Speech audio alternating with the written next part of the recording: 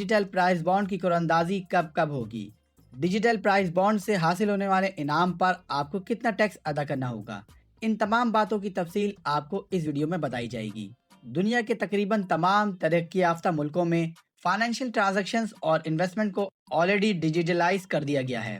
अब पाकिस्तान ने भी इन्वेस्टमेंट को डिजिटलाइज करने का फैसला कर लिया है और डिजिटल प्राइस बॉन्ड इस हवाले से एक बेहतरीन स्टेप है, क्योंकि पेपर प्राइस बॉन्ड में प्रिंटिंग और लॉजिस्टिक एक्सपेंसेस आते हैं, जो कि डिजिटल प्राइस बॉन्ड के लॉन्च होने से ख़त्म हो जाएगा।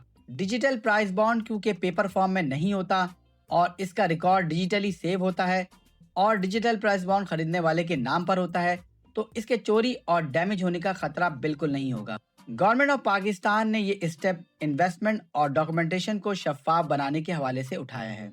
डिजिटल प्राइस बॉन्ड को खरीदने और सेल करने का तरीका बहुत आसान होगा और इसके लिए आपको किसी ब्रोकर या बैंक जाने की ज़रूरत नहीं होगी, बल्कि आप घर बैठे नेशनल सेविंग ऐप्स के मोबाइल ऐप के थ्रू डिजिटल प्राइस बॉन्ड को खरीद सकेंगे और उसी मोबाइल ऐप के थ्रू इसे सेल भी कर सकेंगे।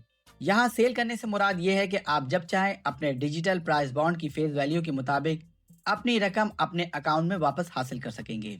डिजिटल प्राइस बॉन्ड खरीदने के लिए आपका नेशनल सेविंग मोबाइल ऐप में अकाउंट रजिस्टर्ड होना जरूरी है। नेशनल सेविंग मोबाइल ऐप में अकाउंट रजिस्टर्ड करने के हवाले से वीडियो ऑलरेडी हमारे चैनल पे मौजूद है और वीडियो का लिंक डिस्क्रिप्शन में मौजूद है। नेशनल सेविंग मोबाइल ऐप के थ्रू डिजिटल प्राइस बॉन्ड खरीदने के लिए आपका bank account national saving app से कनेक्ट करना होगा, जिसका option already national saving mobile app में मौजूद है। नेशनल सेविंग मोबाइल ऐप के थ्रू आप जो भी प्राइस बॉन्ड खरीदेंगे उसकी खरीद की रकम आपके बैंक अकाउंट से डायरेक्टली डिटेक्ट होगी और ये प्राइस बॉन्ड डिजिटली आपके नेशनल सेविंग्स के मोबाइल ऐप में सेव रहेगा।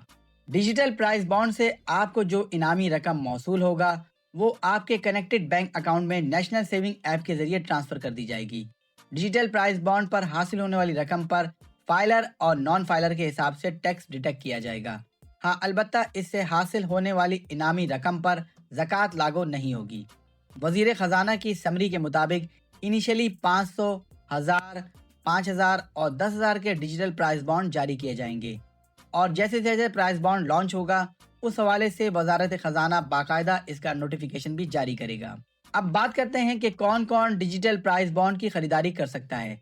डिजिटल प्राइस बॉन्ड को तमाम पाकिस्तानी सिटीजन खरीद सकते हैं और इसकी खरीदारी, जैसे कि मैं आपको पहले भी बता चुका हूँ, कि नेशनल सेविंग ऐप्स यानी कौमी बचत बैंक के मोबाइल ऐप के थ्रू होगी या फिर CDNS के मंजूर शुदा किसी भी चैनल के थ्रू होगी। डिजिटल प्राइस बॉन्ड की कुरानंदाजी या तो पुराने तरीके के मुताबिक हर 3 महीने के बाद होगी या फिर इस हवाले से बाकायदा नोटिफिकेशन बाद में जारी किया जाएगा।